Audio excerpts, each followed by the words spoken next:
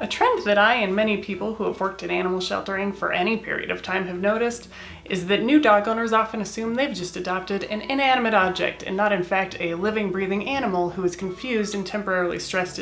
This isn't retail, Karen. This is a dog. Karen's naive but commonplace mentality often lends itself to assuming her new merchandise is faulty when it gets home and immediately lifts its leg on the ottoman. Don't be like Karen.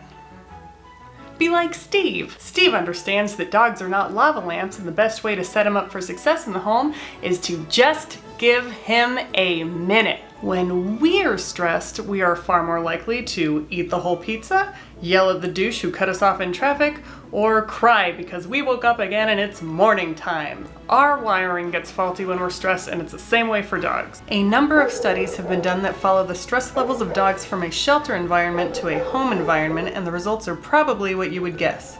Dogs are super stressed in the shelter, and their stress levels slowly decrease the longer they are away from that environment and in a calmer one. Let's talk about cortisol!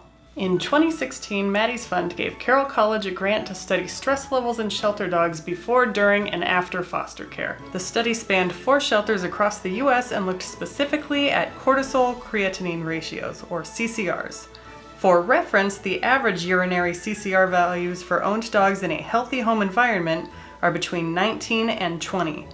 This study found that depending on the shelter, the average dog's urinary CCR values were between 30 and 48. So super stressed. The good news is that after just one night in a calm home where they were allowed to decompress, those levels came down significantly. After a second night, even more so. A few more days in a home environment, and most would likely come down to the average CCR values of the owned dogs. Some would need a little more time. So maybe it'll be pacing, maybe it'll be apathy and disinterest, maybe it'll be crying, maybe it'll be an initial disagreement with the other dog in the home, maybe it'll be a nice-sized turd in the center of your living room. Whatever it is, it's very likely it will resolve itself if you are patient and follow some simple decompression rules. No dog park!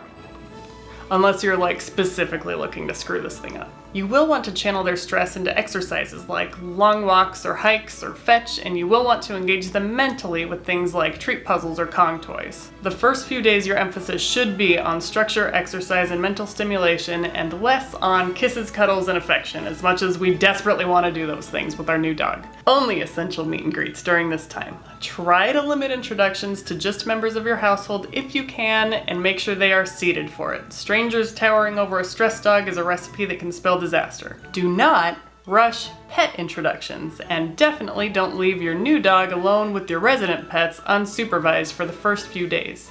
They are still figuring out their relationships to each other, and the first few days is when hiccups are most likely to occur. The crate is our friend. Crate training is a delicate dance, but a very useful skill for a dog to have during the decompression phase especially. It can save your furniture and carpets while your dog is learning appropriate in-home behaviors, but it's crucial that you work to make the crate a safe space for your dog before leaving them in it for stretches of time. But mostly, please just be patient and understand that you should be taking everything slow while they figure out this new life. Even a house-trained dog is bound to have some accidents while they're reacclimating to a home environment. So take it easy and let them take it easy. What the decompression phase is the time you will allow your new dog to acclimate to his or her new surroundings without placing any additional pressures or expectations on them. If allowed time, space, and understanding, the chances of your shelter dog becoming your soulmate are almost guaranteed. You just gotta hold your pants on and wait a minute.